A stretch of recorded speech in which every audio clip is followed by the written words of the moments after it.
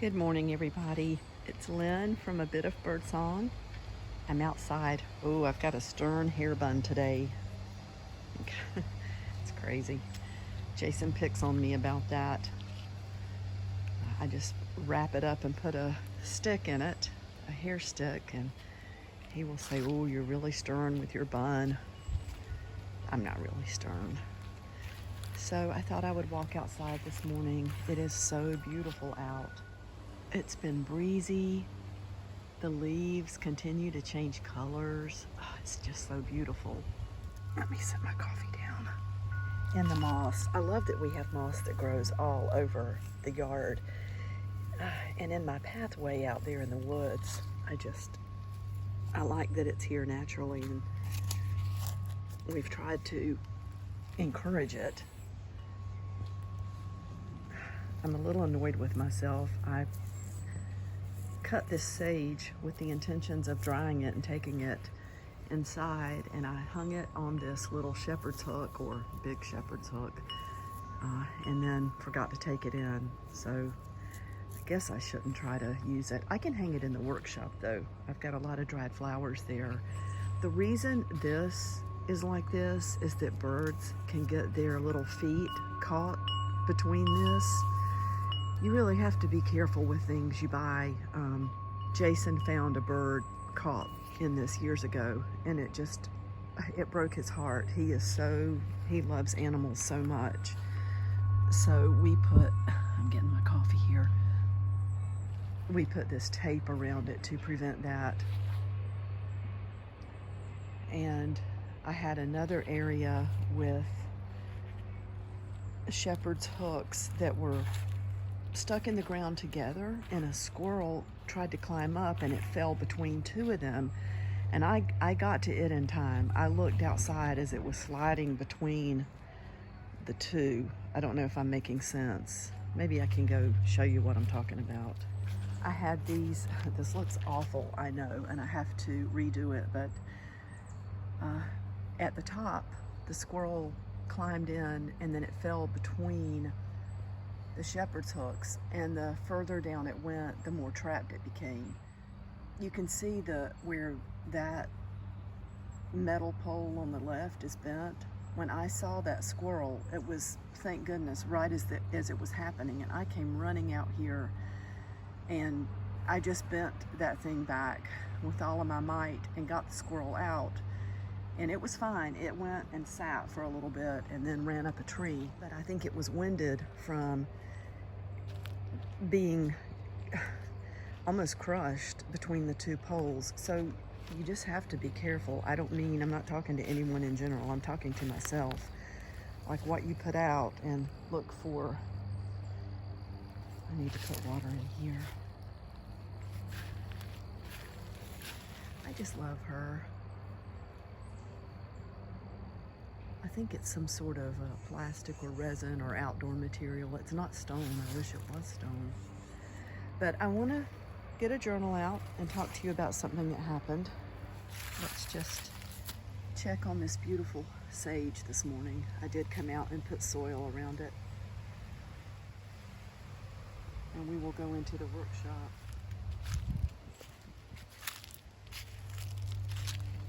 You can see the moss on the pathway.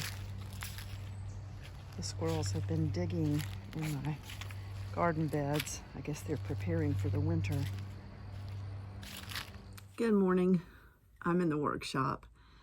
I have not even washed my face this morning, so please don't look at this messy morning face, and I probably have makeup under my eyes. I do wash my face at night, but I don't always get every little trace of mascara or eyeliner or whatever I have. I wanted to tell you about something that happened, but I need to preface it with a little bit about my dad. So I was born in 1963, and my dad was military. He was in the Air Force, and he loved it. And he was tall and good looking, had that Irish handsome, he was tall and slender, and just had just a pretty face, blue eyes, dark hair, and I can remember seeing him in his uniform. Well, my dad went to Vietnam in, I guess, well, he was there, he did 2 tours there, and I really didn't know how intense his work was until after he died and my sister and I received the papers. Well, and I have a half-sister as well from my dad that I didn't know she existed until I was in about 6th grade. Daddy didn't know she existed. So, you know, that's a funny thing about life. If a woman has a baby, she knows she has a baby. A man can have a child and not know if the woman decides not to tell him about it. No judgment on my dad. He was a young, good-looking man, and she actually came and stayed with us for a while, and we're still in touch, and she just is a wonderful person. Anyway, I feel guilty sometimes when I say my sister because I have 2 sisters, and I grew up with one sister in my house. So to me, you know, when I say my sister, it's the sister that I grew up with, and we played together, and we went on vacation together. And then I have my half-sister who we share the same dad. We share the same DNA. I love her very much, and I'm feeling really tearful this morning. I don't know why. I'm going to try not to cry. So one of the first memories I have of my dad, I remember being little and my mom telling me that my dad had something he wanted to tell me, and my daddy wasn't home. He was in Vietnam. So she took me into the kitchen, and we lived in a little trailer in Southern Pines, which is the Sandhills. And she sat me down, and Daddy was always into music. He was such a cool dad. He gave me copies of Meet the Beatles and the Rolling Stones 9x12, the full albums, for my little turntable in my room. And I don't think I was even 5 years old yet.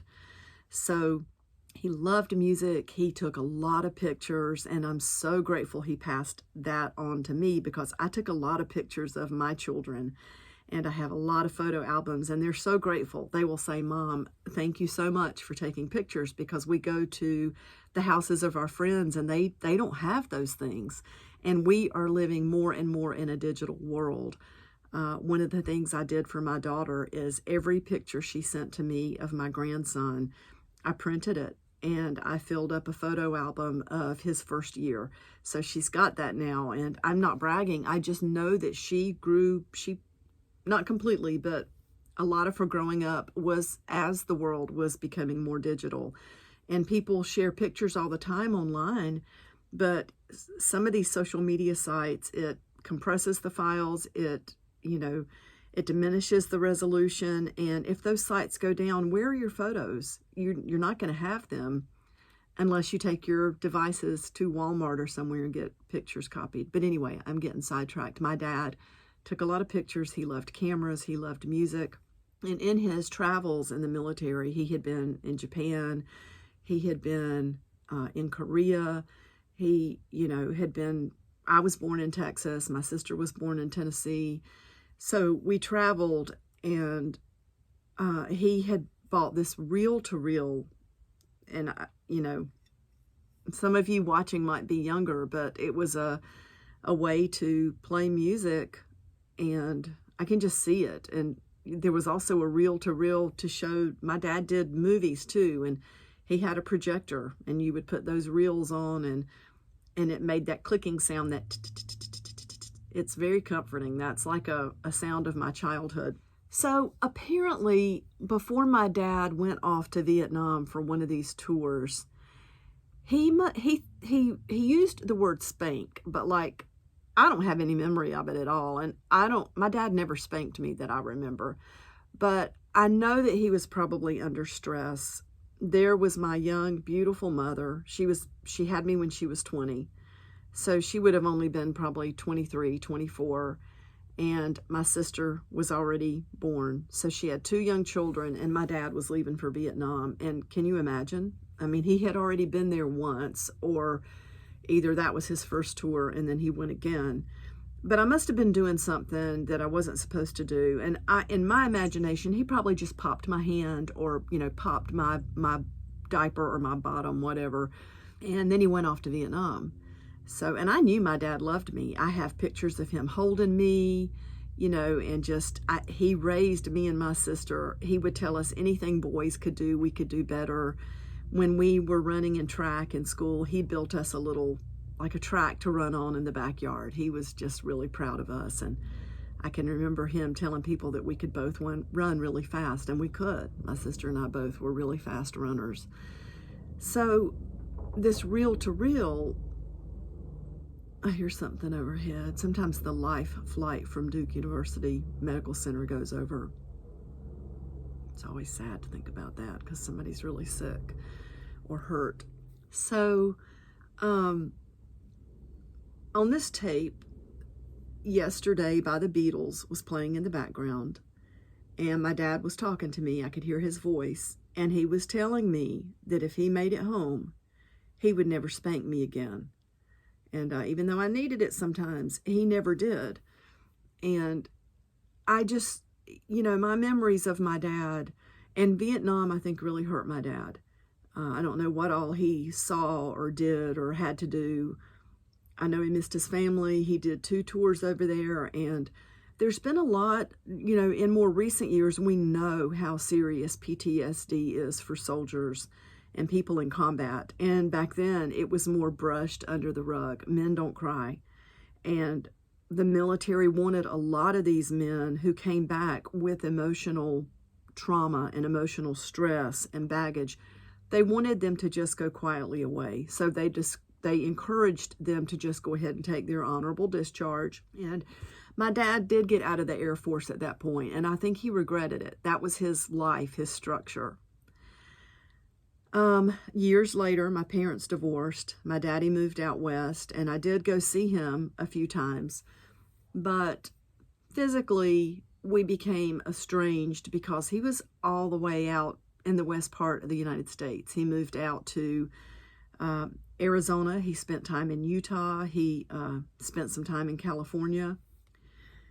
He might have spent some time in Idaho. I'm just, thinking back to, and I went to visit him in Arizona, and I went to visit him in Utah. So, you can't separate the closeness you have from the person who raises you and who is your protector and provider. He was the male influence in my life during my formative years.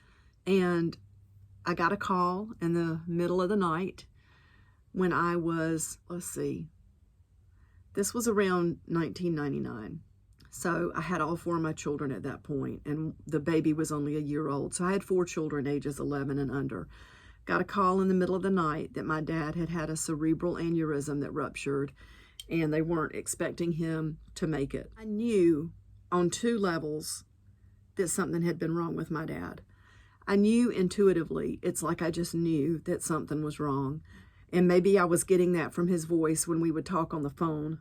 And then the other way was that maybe I sensed a change in his behavior. And I kept thinking, I would ask him, are you okay? Is something wrong? And, or do you need to go to the doctor? And he would say, your old dad is fine. So anyway, he had this aneurysm, and I found out later he had been having headaches, but he had some other issues that were just taking up a lot of his time, and he didn't go to the doctor like he should have. So my dad, he was just in a situation out there. It was not good. He was so far away from me and my kids and my sister. And anyway, the social worker, and he was in the hospital for months, and it was devastating. He was cognizant of what was going on around him. He did live, and I talked to his neurosurgeon multiple times on the phone. He talked about how strong my dad was, and that, most people wouldn't have made it, and that he didn't know how much improvement my dad would make, but it was really bad. It was really bad. And he ended up paralyzed on one side. I think his vision was really bad on one side. And I figured that out after being around him for a few years after this happened. And he did go on to live like 5.5 or 6 years after this. He died in 2005. And a social worker called me. I'm getting way sidetracked, but this is really important. A social worker called me out there and said, you need to bring him home to you so that you can make sure he's taken care of. My dad was a veteran. They did most of the work out there because I had 4 small children. I could not fly out there and, for an open-ended trip and take care of paperwork. So the social worker on her end and me on my end, we had my dad flown to North Carolina, established in a nursing home that accepted VA benefits, which that was like pulling teeth. And like I said, he was aware of what was going on around him, but he couldn't speak. All of his speech was garbled. He had a feeding tube, incontinent, everything. He was, I can't imagine being trapped in that. And a really dear friend of mine came with me to visit my dad and, observed him and determined that he knew what we were saying to him, but his response was really, really difficult to get out. So he granted me power of attorney, and he signed his ex on the line, and she witnessed all that. So that gave me a lot more power to take care of him and to pay for his room, and to, there was so much to deal with. There was Veterans Administration paperwork. There was Social Security, Medicaid, all these things. Dad had assets that he couldn't tell anybody about. I don't know what he's got out there that we'll never know about. Little by little, things would trickle in. Like I would find out that he had a life insurance policy that he couldn't talk, so I didn't know that it was out there, and it had, the payments coming out of it had been coming away from the death benefit. So when Daddy died, we got a call from the nursing home that he had had a seizure in the middle of the night. And my sister came home. She was military too, so they had been traveling around a lot. And she came straight away, and the two of us sat with Daddy, and he died that night. We had a military burial that's in North Carolina. He's in a veterans cemetery, but it's about an hour from where I am. And, life continues to be busy. I had not been back to see my dad because it's not like he was in a cemetery where I needed to go make sure that the plot was taken care of, or that there were flowers there, or that he was getting visitors. He is right next to an Air Force base, and the grounds are maintained. And I think about my dad all the time, but over the last year, I've really had him on my mind a lot. And Jason knew that, and he just said, out of the blue, one weekend, he said, let's go see your daddy. So I said, okay, I would love to do that. Well, we went there, and even though I had not been there for a few years, I walked straight to where he was buried, and I didn't know it was going to hit me so hard. I mean, I just fell to my knees. So when we pulled up, I could hear what sounded like hawks. I never saw any, but I could hear some birds in the trees. And then when we got out there walking around, there was a smaller bird. It looked almost like a coastal bird. I still don't know what kind of bird it was. And it would land really close to me wherever I was in that cemetery. So when I was sitting by Daddy's grave, this little bird came and sat at the end of the row that I was on, and it did this throughout my entire visit there, the whole hour we were there, or 2 hours, however long we were out there, because we did meet somebody and chat. It was a really good visit to reconnect with my dad. At this point, I'm going to switch the camera, and we're going to look through this beautiful journal. This is one of my favorites. It's really more like a book. And it's made from photographs that I took when Jason and I visited a cemetery that's local. He and I love to visit cemeteries to look for family members. We're both into genealogy and, just visiting and respecting the dead. They were here with us, and they're not here anymore. And Jason is so thoughtful. He always pulls up the Find a Grave app wherever we are and tries to complete requests that people have out there for markers and everything. So let's get back to my dad. About 2 weeks after we got back from visiting that cemetery, I walked out here to the workshop and there was a hawk feather right in front of my door. And if you read about the meaning of hawk feathers, the Native Americans and other cultures believe that finding feathers like that is a visit from someone who's on the other side. Now, I can't, please feel free to share your thoughts and experiences about that. I feel like my dad has been really close to me lately.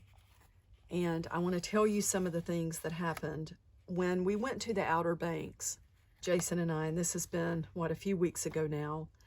I just could not get my dad off of my mind. And I had not said too much about it, but Jason and I were out riding around, and it's the day that he took me to the thrift stores. And we stopped at a stoplight. We were sitting there, and I told him, I said, I miss my daddy so much. And I said, I would love to be able to just sit down with him for a day and just talk, just talk to him.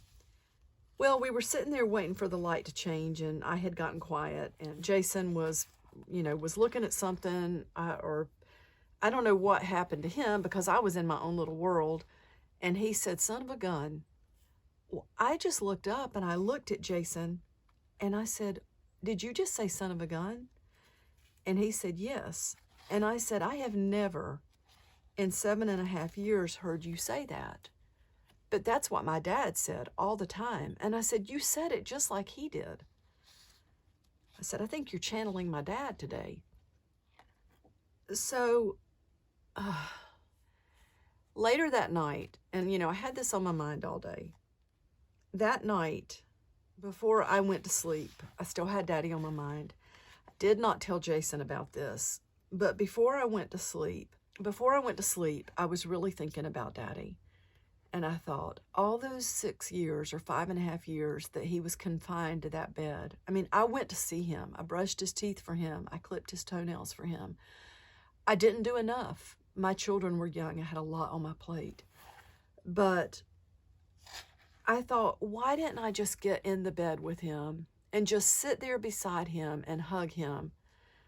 And just, because he was without that physical comfort all those years. Now, I did hug him. Don't get me wrong. Every time I would see him, I would take the kids in. I can remember my sister and I both going to see Daddy and putting our little ones on the bed so they could hug him. But, just a prolonged hug and just that physical contact.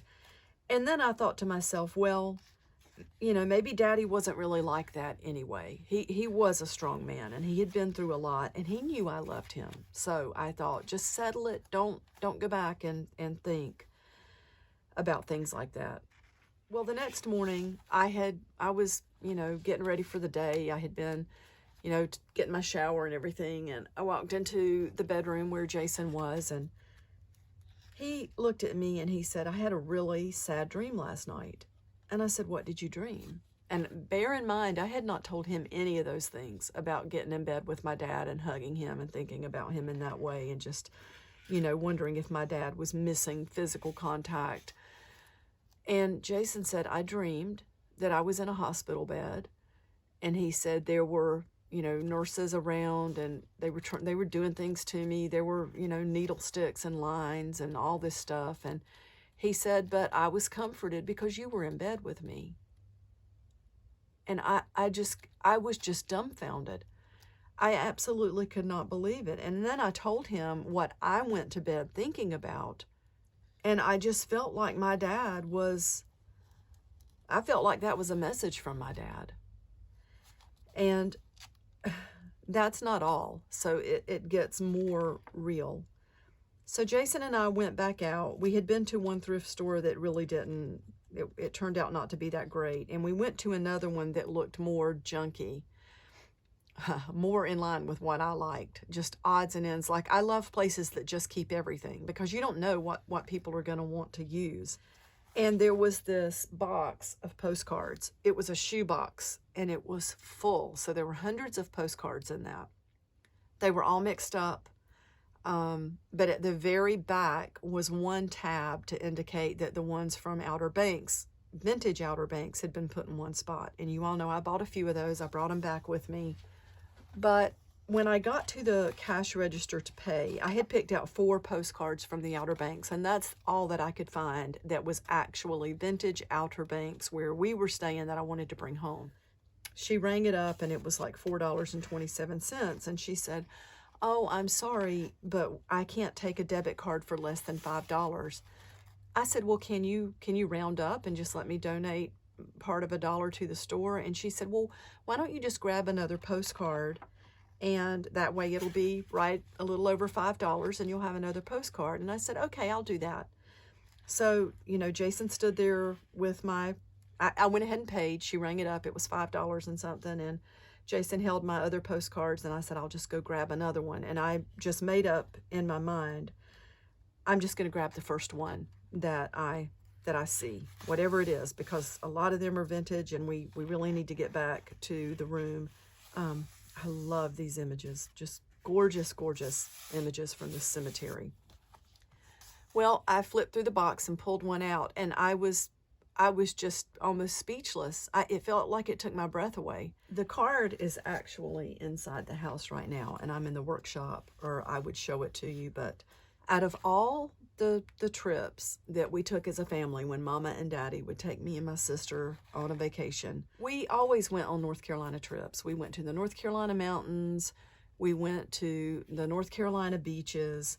But there was one year that my dad, he said, "Why don't we go to Florida this year and just do something really different?" We went to St. Augustine, Florida, and I remember being so excited to be able to come back and tell my classmates, that we had gone to Florida. I remember going out to eat. Where we stayed, there was a pool.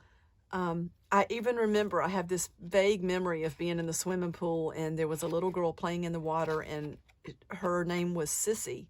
I can just hear the other kids calling her that. And that was just a different family on vacation. But I reached into the shoebox and pulled out a postcard out of all of these hundreds of postcards. And it was from St. Augustine, Florida. And that's not all. I showed Jason, and he said, "Well, have you looked at it really closely?"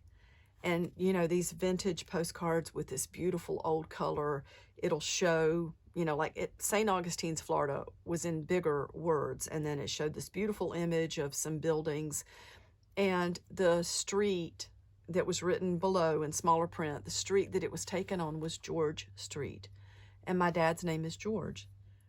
And people have different thoughts about things. I have no proof of anything, but my dad has felt so close to me lately. I have felt him. And just the bird, you can tell me what you think about this, but I wanted to record this. I'm quite a mess this morning. I feel bad putting myself on camera. It's exposing to record yourself and just put it out there. And again, no makeup. I haven't even washed my face yet. I'm drinking coffee. I haven't brushed my teeth yet, which may be TMI, but this is just a raw, real recording that I have wanted to share for a while. I have thought so much lately about mortality. I'm just 6 years away from the age my dad was when he had his aneurysm, and then he died, about 5.5 years, 6 years after that. I'd have to sit down and add it up, the exact dates. But I have been thinking about it a lot, and it's probably a whole different story, but I had a prophylactic screening for aneurysms because they are hereditary. My dad's dad dropped dead when my dad was just a little boy. He was only about 4 years old, and maybe 3 years old, and they called it a stroke at the time, but I think he probably had the cerebral hemorrhage and the ruptured aneurysm too. And they say it's genetic, so they recommended that I have the MRI or the CT scan, I don't even remember at this point, but the first one, you know, you just go in and you have the dye, and they called me the next day and they said, you do have an aneurysm. And that turns your world upside down, you know. And here I'm thinking, what are they going to do? It's very scary to think about brain surgery, but it's also really scary to think about ending up like my dad. And, you know, usually ruptured aneurysms are devastating. They're devastating events. Most people don't live through it. And if they do, there are long-term issues. So I then went in for a ramped up procedure where they do the cerebral angiogram. And that's where they go in, you know, through your groin. You have the dye injected into your brain. You're completely awake because they want to monitor your neurological status as they're doing this. And it's, you know, you have these hot flushes of dye that they're going through your brain, looking at the arteries. And I just remember looking up into the doctor's face and all these people around me. The room was full of people. There were probably 5 people in there with me because it's a serious procedure. And, you know, the doctor's expression changed. She just kept saying, are you okay? Because I want to get a few more pictures. And I said, yeah, I'm fine, you know. And they put me back in my room. Oh, and let me tell you, when I met with her before she did this angiogram, and Jason went with me and we had our consult about the surgery that I would have. And this was based on where this malformation is. And from the first scan that was not quite so invasive. And I felt like I was another person. I felt like I was sitting in the room watching what she was saying to me, because it was so scary and it was so real. And it was just, I also felt really calm, like there's nothing I can do. She said, your aneurysm, if I go straight back into your eye and into your ear, it's at that point where they would intersect way deep in your brain. And she said it's too deep for me to do, like they can go in through arteries. She said, I'm gonna have to, and she said, I'm looking at your hair. She said, you know, we're gonna have to shave your hair and take a portion of your skull out. And she said, I don't feel comfortable doing anything less invasive. And so, you know, fast forward again to this cerebral angiogram that I had. She came into the room where Jason and I were after we had the, you know, that procedure done. And she and her, I guess it was like a resident with her, because it was a teaching facility and they're always teaching people. So they came in together and she said, I have really good news for you. She said, you don't have an aneurysm. She said, there's something. I've typed medical notes for years, so I know that there's often what's called a normal variant. It's like my anatomy doesn't look exactly like yours, but there also, you know, after close inspection, doesn't seem to be anything really wrong. Do I wonder sometimes what that, you know, little blip in my cerebral artery is? Yeah, I do wonder, and I think about it, but I didn't have to have surgery. And, you know, dancing around all of this, there's the possibility of, you know, other relatives of my dad, my children. It's definitely genetic and it's scary. So, do you think my dad was with me? Is he close? I feel his presence, and it's all of these emotions are really close to the surface. Okay, I'm going to go clean myself up because Jason and I are going out on a nature walk today. And I will be back really soon. I hope you enjoyed seeing that beautiful book or journal. It's absolutely one of my favorites. I think I'm going to take it in the house and put it on the mantle where we can see it. And I will be back really soon. Bye for now.